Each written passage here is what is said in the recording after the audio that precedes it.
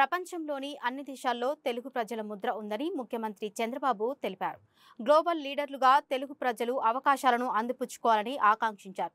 ప్రపంచ దేశాల ఆర్థిక సదస్సులో పాల్గొనేందుకు వెళ్లిన ఆయన స్విట్జర్లాండ్లోని జ్యూరిక్లో స్విస్ తెలుగు డయాస్పోరా నిర్వహించిన సమావేశంలో ముఖ్య అతిథిగా పాల్గొన్నారు.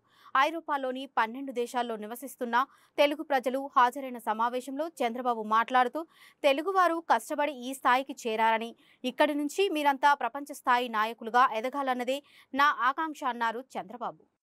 కానీ దాన్ని అందిపుచ్చుకొని మీరు ఇన్ని దేశాలకు పోతే ఫస్ట్ టైం నేను జైల్లో ఉన్నప్పుడు ఎక్కడెక్కడి నుంచో మీరు డెమాన్స్ట్రేషన్లు చేస్తూ ఉంటే ఇన్ని దేశాల్లో తెలుగు వాళ్ళు ఉన్నారా అని నాకే ఆశ్చర్యం కలిగే పరిస్థితి వచ్చింది.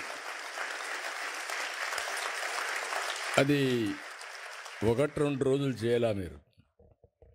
నేను జైల్లో ఉన్న 53 రోజులు నిరంతరం మీరు ఉద్యమాలు చేశారు. దీనికి నా జీవితాంతం నేను అనుకున్నాను. కొంతమంది చనిపోయినా గుర్తుంటారు, కానీ నేను బ్రతుకున్నగానే గుర్తుపెట్టుకున్నారంటే నా జీవితంలో మర్చిపోలేను. అక్కడి నుంచి ఎన్నికలు వచ్చాయి.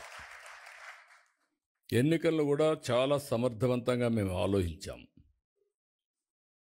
రాష్ట్ర భవిష్యత్తు ఒక పక్క, రాజకీయాల్లో ఉండదగ్గ వ్యక్తి కాని వ్యక్తి ఆ రాష్ట్రంలో ముఖ్యమంత్రిగా ఉంటే ఏం జరిగిందో మనం చూసాం. అందుకని అందరం కలవాలనుకున్నాం. తెలుగుదేశం, జనసేన, బీజేపీ 3 పార్టీలు కలిసి పోటీ చేశాం. పోటీ చేస్తే నాకే ఆశ్చర్యం వేస్తుంది. ప్రపంచంలో ఎక్కడెక్కడి నుంచో వచ్చారు మీరు, నెలల తరబడి అక్కడే ఉన్నారు. ఒక్కొక్కరు మీకు ఎంత శక్తి ఉంటే అంత డబ్బులు ఖర్చు పెట్టి ఎన్నికల్లో గెలిపించారంటే ఇది మా జీవితంలో ఎప్పుడూ మర్చిపోలేని సంఘటన. ఇది అప్పుడప్పుడు చరిత్రలో అనుకుంటాం, కానీ ఇంత స్ఫూర్తిదాయకమైనటువంటి జాతి ఉండడం, నేను ఆ జాతిలో పుట్టడం నా అదృష్టంగా భావిస్తున్నా. అందుకే మళ్ళీ చెప్తున్నా, మళ్ళీ జన్మ అనేది ఉంటే మళ్ళా తెలుగు జాతిలోనే పుట్టాలని చెప్పి